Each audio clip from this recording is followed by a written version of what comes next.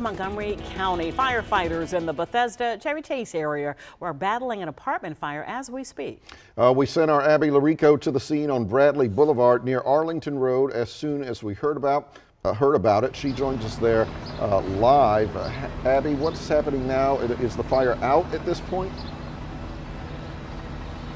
Well, Tony and Allison, it does appear that the fire is out, and just within the past few minutes, we saw some folks who had been standing out here huddled together and wrapped in blankets for about an hour since that fire was reported, finally be able to go back into their homes. Now, it all began around 4:40 this morning in a third-story apartment up there, and Montgomery County Fire says it was reported as some kind of battery explosion.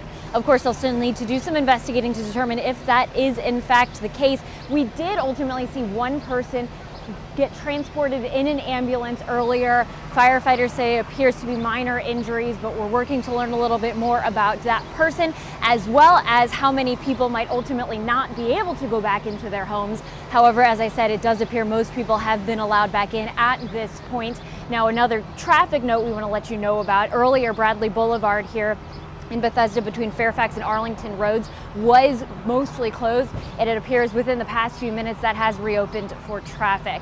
We'll keep you updated as we learn more, but for now, live in Bethesda this morning, I'm Abby Larico, WUSA 9.